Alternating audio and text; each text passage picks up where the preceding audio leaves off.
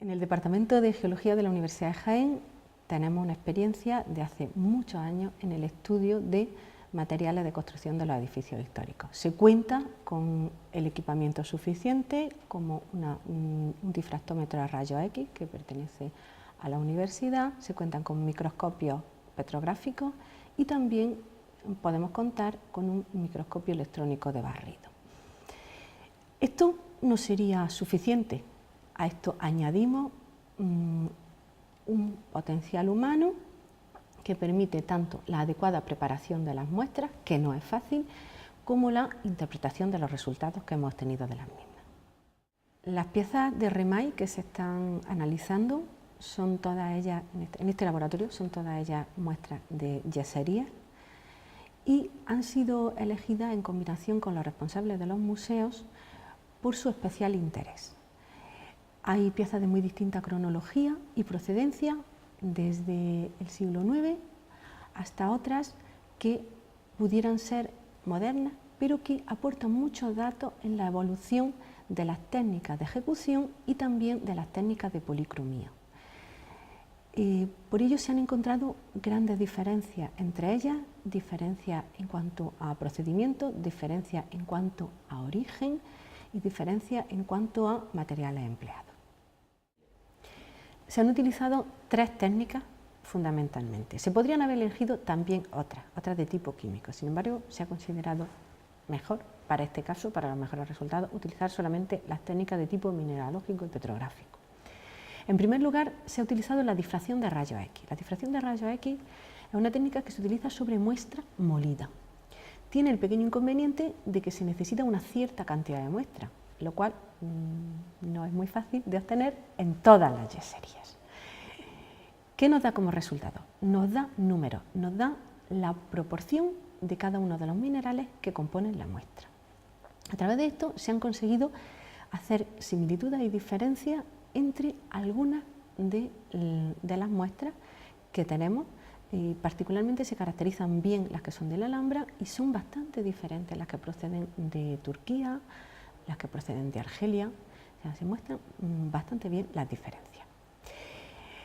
Lo inconveniente que tiene esta técnica es que no nos da morfologías, no nos da imágenes. Las imágenes las obtenemos mediante microscopía petrográfica, que es algo que se puede utilizar desde el despacho, de manera que es lo primero que normalmente se le hace a cada una de las muestras. Se hace sobre muestras preparadas mediante la técnica de las láminas delgadas o delgado pulidas.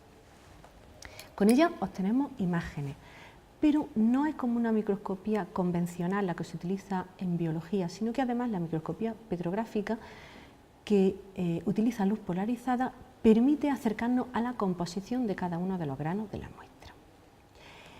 Por último, se ha utilizado también la microscopía electrónica de barrido. La microscopía electrónica de barrido no es una técnica que puede ser utilizada desde el despacho. Necesita un aparato bastante específico que solamente está en los servicios técnicos o centros de instrumentación científica de las universidades. Se requiere también una preparación algo más compleja, porque la lámina delgada debe ser metalizada para hacerla conductora. ¿Qué nos da?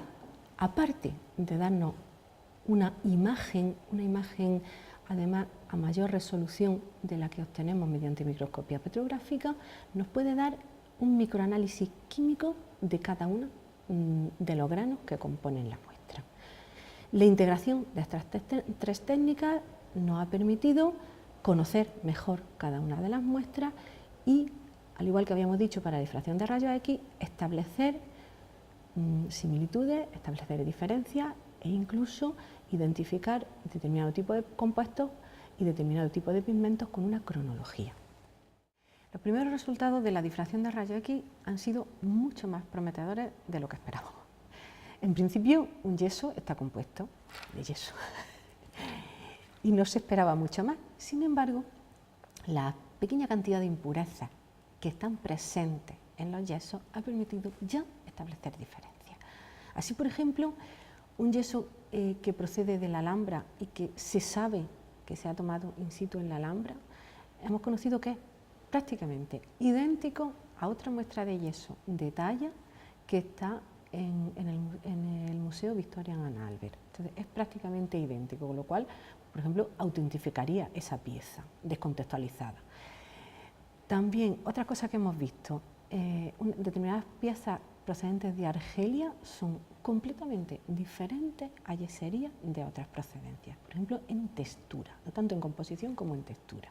Tiene una textura, un tamaño de grano completamente diferente al que hemos visto en el Albaicín, al que hemos visto en la Alhambra, al que hemos visto también en piezas procedentes de Turquía. El tamaño de grano también está dando información que señalan procedencias diversas, que significan tecnologías de ejecución diversas.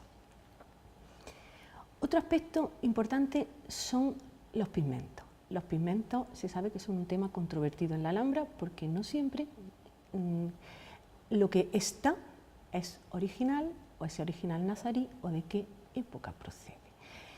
Se están estableciendo bastante bien cuáles son los pigmentos que estaban presentes en la paleta nazarí. Por ejemplo, el azul siempre o casi siempre es azurita o malaquita.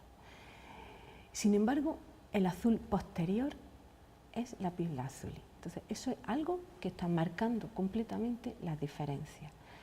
El rojo, también el rojo nazarí, siempre es cinabrio. Mientras que podemos encontrar otros tipos de rojo, también cinabrio, pero podemos encontrar otros tipos de rojo en redecoraciones posteriores. La capa de preparación nazarí es siempre la misma. Es una capa de yeso compuesta casi exclusivamente por yeso, con una textura difícil de igualar, incluso con nuestros métodos, seguramente porque desconocemos la técnica. Ese tipo de capa de preparación a la pintura nazarí no se encuentra prácticamente en casi ningún otro lugar. Sin embargo, ha aparecido en muestras de distinta procedencia, ha aparecido en algunas muestras de procedencia de Oriente Medio de las que están en el Louvre. Capas bastante similares a la capa blanca. El oro, supongo que por connotaciones históricas o por su belleza, es un tema algo controvertido en las yeserías nazaríes y posteriores.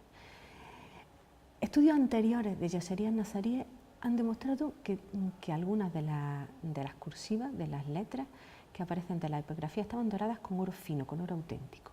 Sin embargo, una pieza analizada en este trabajo que me cuentan los responsables que es auténtica, aparece dorada con estaño y una capa superficial seguramente de naturaleza orgánica.